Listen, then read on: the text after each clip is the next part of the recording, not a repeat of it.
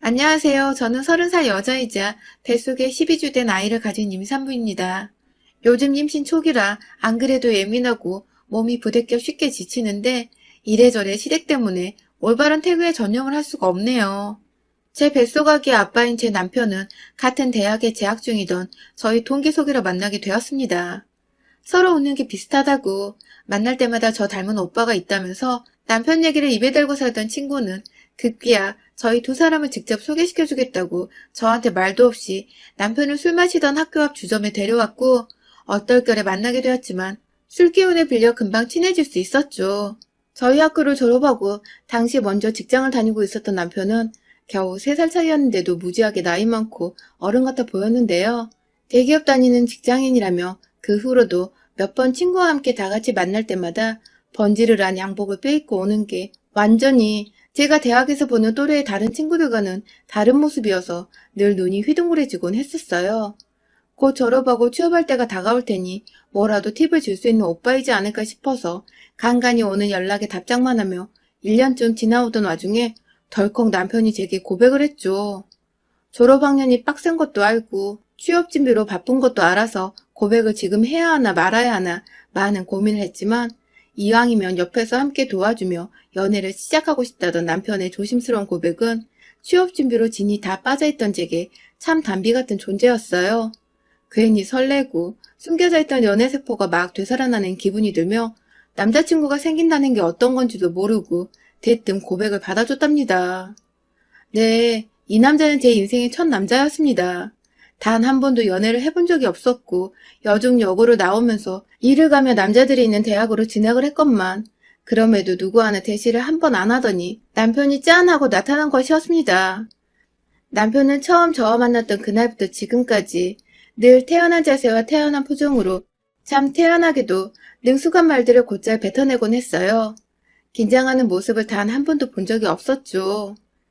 새로운 사람에게도 금방 친화력을 갖춰 깊은 대화를 끌어내곤 했고 웃음도 많고 유머러스해서 상대를 기분 좋게 해줄 줄도 아는 사람이었어요. 그런 사람의 여자친구가 되다 보니 자연스레 웃을 일이 많아졌고 어느 순간부터는 제 옆에 이 사람이 없으면 흘러가는 시간이 너무나 무료하게만 느껴지기까지 했죠.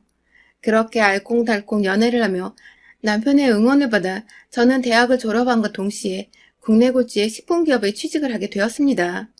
각자 직장인이 되고 나니 제가 학생일 때보다 연애는 더욱 즐거워졌어요. 마냥 자기가 돈 번다며 데이트 비용을 지불하던 남편에게 참 미안하기만 했는데 이제는 월급 받아 먼저 맛있는 저녁을 사기도 하고 깜짝 선물도 준비하는 등 제 딴에 좋아한다는 표현을 많이도 했죠. 그런 제 모습을 고마워라 하고 또 좋아라 하면 남편도 늘 저와의 데이트를 즐거워했고요. 단 하나 아쉬운 것이 있다면 저희가 연애를 하는 동안 간섭을 받았다는 것이었어요. 바로 그 무시무시하다는 시어머니도 아니고 시아버님도 아니고 저와 동갑내기인 시누이로부터 말이었죠. 당신은 시누이도 아니고 애비 시누이도 아니고 그냥 남자친구의 여동생이었는데 어찌나 저희가 데이트를 할 때마다 오빠한테 전화를 해서 옆에 제가 있는지를 묻고 무슨 데이트를 하냐고 묻고 뭘 먹었냐고 묻고 아주 시시콜콜한 것까지 다 보고를 해야 했죠. 처음에 남편도 그런 여동생이 귀여웠는지 오늘은 우리 뭘 했다? 뭘 먹었다 하면서 장난 섞인 말투로 대답을 해주다가 제가 하도 데이트 중에 흐름이 끊긴다고 하니 본인도 뒤늦게야 느낀 건지 몇 번 바쁘다고 전화를 끊으라고 상투적인 말투로 대답을 하기도 했어요. 하지만 꼭 그런 날이면 그날 밤 시댁에서는 일이 터지곤 했습니다. 시누이가 저 하나 때문에 오빠가 변한 것 같다면서 시부모님 앞에서 떼를 쓰고 통곡을 하며 퉁명스레 전화를 받은 오빠를 나무랐고 그 바람에 오빠는 오냐 오냐 하며 키운 여동생이 혹여나 마음에 상처를 받을까봐 억지로라도 달래주는 척을 해야 했죠. 그렇게 한바탕 소동이 있고 나면 다음날 저한테 신세한탄을 하며 여동생 때문에 죽겠다는 말을 반복하곤 했고요. 그러다 보니 저희는 데이트를 하며 자연스레 여동생이 또 전화가 오지 않을지 정말 오게 된다면 잘 대답하며 받아야 한다는 강박이 생기면서 늘 마음 한켠에 시누이란 단어가 꼭 따라다녔습니다. 남편이랑은 정말 죽도 잘 맞고 잘 지내는 사이인데 시누이 전화에 시누이 얘기만 하면 속에 고구마 하나 꽉 깨문 것처럼 답답함이 느껴지곤 했어요. 남편은 신우이를 정말 지극정성으로 아끼고 또 보살핍니다. 아주 어릴 때 신우이가 잠시 몸이 아파서 1년 정도 병원에 입원한 적이 있었대요. 그때 시부모님께서 모두 신우이 병간호를 한다고 집에서 매일같이 울었다며 그때 생각이 나면 지금도 눈물이 울컥하려 한다며 실제로도 눈물을 훔친 적도 있었고요. 지금 살아있어 주는 것만으로도 가족들에게는 소중한 막내라며 그러니 저랑도 잘 지냈으면 좋겠다고 은연중에 신우이에 대한 컴플레인은 그만했으면 좋겠다는 뉘앙스를 풍기기도 했습니다. 저야 결혼 생각이 없을 때만 해도 이런 집도 있구나 하며 대수롭지 않게 넘길 수 있었어요.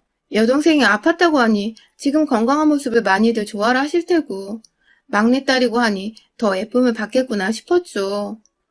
하지만 남편과 연애를 지나 결혼 얘기가 오고 가기 시작하면서는 무지하게 신경이 쓰이더군요. 설마 결혼을 하고서도 매일같이 신우이의 전화에 시달리고 하루 어찌 지냈는데 하나하나 전달을 해줘야 하나 싶어서 머릿속이 까마득했어요. 그래서 제 딴에는 방법을 하나 고안했습니다. 바로 결혼 전부터 정말 남편의 바람대로 신우이와 친해져 보는 것이었죠. 동갑내기라고 하고 각자 회사를 다니는 직장이기도 하니 서로의 공통사도 비슷할 것 같았고 대화를 나누다 보면 회사욕을 하면서 괜시리 죽도 잘 맞을 것 같았어요. 보통의 여자 또래들이 그렇게 신분을 쌓으니까 저도 금방 친해질 거라 생각을 하며 함께 만나기로 약속을 잡았는데 그런데 제가 상상했던 신우의 모습은 정말 하나도 찾아볼 수 없는 신우이가 제 앞에 나타났습니다. 아파서 성인이 된 지금도 자주 병원을 다니던 신우이는 연약하고 여리여리한 인상보다는 약간 저희 남편과 남매가 맞긴 한 건지 하나도 닮지 않은 외모부터 시작해서 새침하고 퉁명스러워 보이는 첫인상이 이런 말을 하면 안 되지만 꼭 홍지파츠에 나오는 못된 파츠 같았습니다. 저요? 사람의 외모만 보고 성격이나 그 사람을 다 파악하는 그런 무식하고 모자란 사람이 절대 아닌데요. 저희 신우이는 정말 제가 사회생활하면서 만난 그 어떤 독한 사람들보다 가히 최고봉이라 할 수 있을 만큼 인상이 좋지 못했어요. 그 바람에 저는 신우이 귀에 완전히 눌려서 동갑인데도 불구하고 감히 말을 놓을 수가 없었고 이런 저와 달리 제가 쩔쩔매고 있는 걸 알면서도 턱하니 먼저 말을 놓고 예, 쟤 하며 저를 3인칭으로 부르며 가리키는 꼴이 참. 남편과 결혼을 했다간 다른 게 아니라 신우이 때문에 집안 멀쩡한 날이 없겠구나 싶었다니까요. 그날 신우이를 만난 후 연애 중에 3번 정도를 더 만났었는데 그때마다 제 이름 대신 예, 쟤 하며 기분 나쁘게 절 불러댔고 저는 입도 뻥끗 못하도록 남편과 둘이서만 대화를 이어가며 절 의도적으로 배척하고 소외시키는 것도 느꼈는데요. 그럼에도 전 신우이 때문에 고민이 되는 결혼이었음에도 불구하고 오로지 남편을 보며 이 결혼을 결심했습니다. 신우이 한 사람만 빼놓으면 어쩌다 통화를 하게 되었던 시어머니도 좋은 분 같으셨고 늘 저를 챙겨주고 재밌게 웃겨주는 남편은 평생 배우자감으로 정말 딱이었거든요. 그렇게 돈을 질끈 감고 설마 신우이 때문에 이혼까지 갈 정도로 말싸움이 오갈 일이 생기겠나 싶어서 섣부른 고민이라 잡생각을 접어두고 식을 올렸어요. 그게 벌써 1년 전이네요. 지난 1년간 저희 신우이는 제가 생각했던 것보다 제 결혼 생활에 악영향을 주었고 또 정신을 피폐하게 만들었습니다. 연애 중에 만났을 때는 그래도 애교와 투정이 반반 섞인 게 내 여동생은 아니지만 귀엽게 봐주리라 노력이라도 할 수 있었어요. 저도 저희 친정에서는 오빠가 있는 막내 여동생이다 보니 흔한 집에서 흔하게 오빠를 차지하고 싶어하는 영락없는 여동생의 모습이 제 눈에 보이기도 했었으니까요. 하지만 결혼을 하고 저희 둘만의 공간인 신혼집이 생기고 나선 공간적인 부분에 대한 아가씨의 질투와 욕심이 커져갔습니다. 중고등학생도 아닌 제 동갑내기인데 결혼을 하는 오빠가 새 가족을 데려왔으면 친해보고 서로에 대해 알아보고 이해해보려 하는 자세를 가지는 게 먼저일 텐데 우리 신우이는 시부모님과 함께 신혼집으로 집들이러 온 그날부터 그러더라고요. 어떻게 오빠가 내 방 하나 만들어 놓질 않고 신혼집을 차려놓을 수 있냐고 말입니다. 얼이 빠져 턱이 땅까지 미끄러져 간 기분이었습니다. 신혼집의 게스트룸, 하다못해 시부모님 방도 아닌 신우이 방을 차려놓아야 한다니요. 그 말에 네? 하며 놀란 눈을 일부러 더 크게 뜨고는 남편을 쳐다봤어요. 어처구니가 없는 티를 내고 싶었거든요. 그런데 그날 집안이 아주 난리가 났어요. 제가 기분 나빴던 표정을 지었다며 내내 뚱해있던 신우이는 집들이 음식을 입에도 안 대고 삐져있다가 결국 시아버지가 뭐 때문에 이러냐고 작게 혼을 내자 저한테서 환영을 못 받아 이런다며 꽥 소리만 지르고 집을 나섰어요. 그 바람에 시어머니며 남편이며 여동생 찾겠다고 뛰쳐나가고 시아버지는 제 마음을 너무나도 잘 안다는 듯 괜찮다고 한두 번 있는 일 아니니까 그러려니 넘어가라며 씁쓸한 표정으로 절 위로해 주셨어요. 그렇게 전 그날 이 집에서 신우이 버릇을 잘못 들인 게 시어머니셨구나를 단번에 알 수 있었답니다. 그 뒤로 신우이는 저희 집에 자주 찾아오거나 제게 따로 연락을 하진 않았지만 남편과는 거의 매일이다시피 전화통화를 했었습니다. 처음 한 달 동안은 내내 남편은 신우이의 전화를 받으며 퇴근 후 집에 들어왔고 들어와서도 옷 갈아입고 샤워를 하기도커녕 전화 받느라 핸드폰을 손에 낀 채 소파에 한참 앉아있곤 했어요. 제가 해도 너무한 거 아니냐며 집에 들어올 때만 해도 전화 통화를 좀 줄이거나 밖에서 통화를 다 하고 오라고 눈치를 줬죠.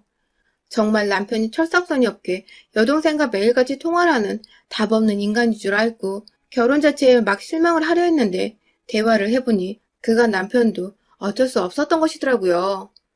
회사에 퇴근 후 집에 도착할 때쯤 귀신같이 신우이가 통화되냐고 통화하자며 전화를 불이 나게 하는 바람에 하는 수 없이 전화를 받았던 것이더라고요. 하소연을 하며 제게 털어놓는 남편한테 저도 시댁 식구들과 집들이 이후 또 문제를 일으키기 싫어서 그냥 받으라고 했고 그렇게 남편은 일주일에 한 번 정도 겨우 제 앞에서 신우이와 통화하는 모습을 죄인처럼 들키곤 했었답니다.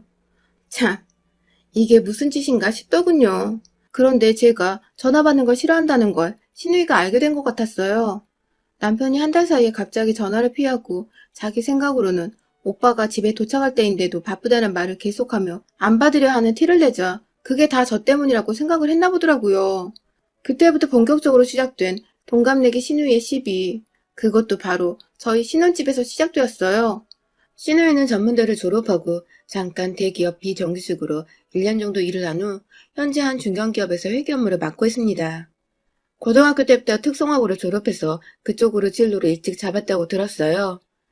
그 얘기를 남편한테 들은 지도 벌써 연애 때부터 오래되었었고 신우이가 무슨 대학을 졸업했건 지금은 어느 직장에서 얼마를 받고 뭘 하면 출퇴근을 하든 저는 정말 하나도 관심이 없었습니다. 신우이 인생이니 본인이 원하는 대로 능력대로 사는 것일 텐데 제가 뭐라고 거기다가 잣대를 들이밀겠나요? 그런데 우리 신우이는 본격적으로 신혼집에 자주 발을 들이밀기 시작하면서 저를 살살 긁어대는 말들을 시전하며 제 기분을 왕창 상하게 만들었어요. 남편과 저 둘 다 퇴근하고 집에 와 피곤해서 저녁을 시켜 먹으러 가면 허락도 없이 신혼집에 사과 한 봉지를 사다 들고 오더니 제가 해주는 집밥 좀 먹어보자며 부엌 식탁에 떡하니 자리를 잡고 앉았어요. 말없이 제 집에 찾아온 것부터 기분이 나빴지만 빈손도 아니고 사과 한 봉지를 또 들고 오니 뭐라 할 수도 없고 피곤해서 배달 음식 시켜 먹으려고 한다고 하니 오빠는 결혼해서 고작 와이프한테 바깥 음식을 얻어먹으며 사냐며 결혼 잘못했다고 그렇게 집밥 좋아하던 우리 오빠 불쌍하다며 저와 남편 앞에서 이 소리를 아무렇지 않게 짓거리곤 했습니다. 엄마도 알아? 하며 시어머니한테 금방이라도 일러다 바칠 기세길래 잘못한 것도 없는데 전 괜히 쫄아서 당장 집밥 차려주겠다며 손발을 걷어붙여 부엌에서 한참 요리를 하다 갖다 바치곤 했죠.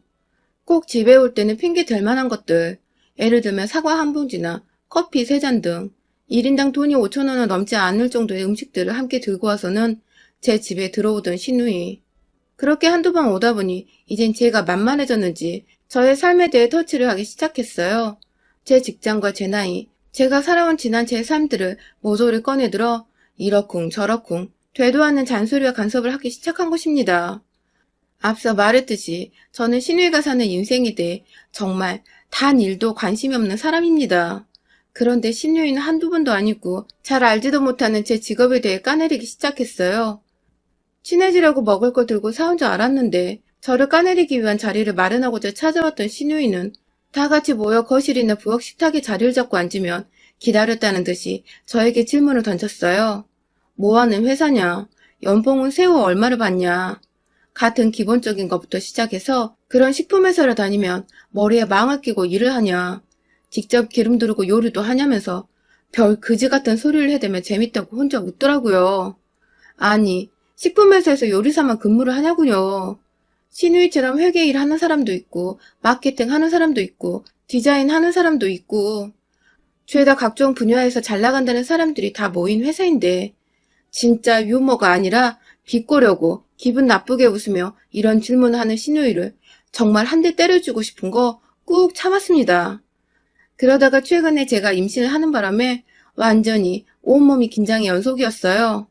첫 임신이었기에 기쁜 마음도 컸지만 주변에 유산을 한 친구가 있었기 때문에 좀 조심을 하려고 했죠.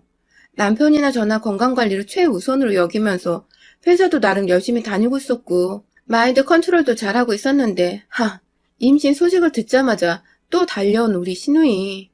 무슨 말을 해도 정말 최대한 잘 넘겨오려고 했는데 그날 시누이가 절 제대로 빡이 돌아버리게 만들었답니다. 언제나 집에 와서 시답지 않은 제 일상을 걸고 넘어지며 빗꼬리하던 시누이가 하다 제가 인생을 헛살았다는 헛소리를 짓거렸거든요. 제가 대학을 다닐 적에도 취업에 대한 부담이 컸기에 최대한 기본에 충실하자며 졸업학점도 4.2를 유지했고 남들 쌓는 기본적인 어학 스펙부터 각종 전공에 관련된 자격증들을 따다 모았습니다. 지금 다니는 식품회사도 우리나라 1위 식품회사이고 들어가면서 자부심도 컸고요. 저 취업하는 걸 옆에서 봐주고 도와줬던 남편도 그걸 너무나 잘 알고 있고요. 그런데 비교하라는 건 아니지만 전문대 졸업하고 비정규적으로 한번 대기업에 들어갔다 잠깐 일하고 나와서 지금은 작은 회사에서 일하는 시누이가 자꾸만 대기업 별거 없다면서 학점 관리 제대로 못한 나도 들어가질 않았냐며 제 앞에서 저의 대학 시절의 노력들을 다 헛수고했다는 말을 하더군요. 네, 대기업 별거 없을 수 있죠. 인생의 일이 전부가 아니라면 굳이 큰 회사 다니면서 남들보다 야근도 많이 하고 업무 강도도 세게 받으며 일할 필요가 없으니까요. 그렇지만 스펙이라고 할 것도 없이 토익 700점 겨우 넘게 받은 게 전부라는 시누이가 제 앞에서 비꼬는 듯한 기분 나쁜 웃음을 멈추지 않으며 계속해서 제게 헛살았다고 말을 하니 그 말이 제 가슴에 비수를 꽂았어요. 그리고 이내 이제 임신을 했으니 쓰다 버려질 게 뻔한 직원이라는 해서는 안 될 말을 던져낸 시누이. 대기업에서는 임신한 여자는 쳐다도 안 본다고 다른 직원들도 임신한 여자한테 일 시키고 뭐 시키고 하기 마음 편하겠냐며 하다 제게 먼저 이 일을 그만두라며 보채는 신우의 말이 듣다 짜증이 밀려오더라고요. 순간 제 표정을 읽었는지 옆에서 남편이 저를 달래보겠다며 신우의 말을 가로챘습니다. 왜? 요즘 세상이 어떤 세상인데 임신했다고 그만두냐? 신우이를 조곤조곤 가르쳤는데 우리 신우이는 또 그 말에 지지 않고 대답하더라고요. 그리고는 해서는 안 될 말을 하고야 말았어요. 아니 글쎄 지가 뭐라고 제가 임신해서 회사에서 잘린다는데 손모가지를 건다는 말을 하는 게 아니겠어요? 뱃속에 지 조카가 자라고 있는데 손모가지 건다는 소리를 하질 않나. 임신했다고 축하는 못해주망정 곧 회사에서 잘릴 거라고 악담을 퍼붓질 않나. 이대로 가만두자니 제가 속에서 어마어마한 천불이 나는 바람에 빨리 불을 꺼야 했어요. 매일매일 빈손으로는 안 오는 시누이가 그날은 손에 시어머니가 주신 들기름을 들고 왔거든요. 회사 퇴근하고 저희 집으로 바로 왔는데도 시어머니 들기름이 손에 들려있는 거 보니 저를 꼽주려고 아침부터 들기름을 회사에 챙겨갔다가 친히 그걸 들고 곧장 저희 집으로 퇴근을 했나 보더라고요. 저한테 악담을 퍼볼 생각에 기분 좋게 이거 들고 출근했다 퇴근했을 신우의 생각에 머리가 더 터질 것 같았습니다. 아무래도 스트레스를 속으로 삼키느니 밖으로 뱉어내는 게 뱃속 아기 태교에도 좋을 거란 생각이 들었어요. 그 순간 정말 1초의 망설임도 없이 귀하디 귀한 국산 들기름을 그만한 값어치도 없어 보이는 신우에게 확 부어버렸습니다. 순간 병으로 확 쳐버리려는 걸 겨우겨우 참고는 들기름 뚜껑을 열자마자 신우의 눈이 딱 마주치고는 곧장 얼굴에 명중을 해서 들이부었죠. 온몸이 얼굴에서부터 질질 흘러내려오는 들기름으로 범벅이 된 신우이는 고소한 맛 때문인지 미끌미끌한 촉감 때문인지 한동안 지금 이게 무슨 일인가 하고 정신을 못 차리고 있었는데 곧이어 오빠! 하면서 남편을 부르며 소리를 지르고 울고 불고 아주 난리가 아니었죠. 남편한테 말했습니다. 지금 네 동생 내 앞에서 안 치우면 나 이거 이혼하자는 통보로 알겠다고. 지금 나 놀란 만큼 내 아기도 놀라서 무슨 일이라도 생기는 날에는 너나 네 동생이나 그땐 들기름이 아니라 병으로 정신 차리게 해주겠다며 텅텅 비어있는 빈 병을 머리 위로 들어올리자 아주 황급히 제 배를 잡고 부엌 식탁에 앉힌 뒤 들기름칠한 여동생을 질질 끄고 집 밖으로 나간 남편. 밖에서도 계속 들려오는 신우의 울음소리에 아직 정신을 못 차렸나 하던 그때 남편이 막 소리를 지르더라고요. 할 말이 있고 못할 말이 있는데 오늘 너는 뿌린대로 거둔거라며 연애 때부터 결혼하고 나서 정말 생전 처음 들어보는 남편의 화난 목소리였습니다.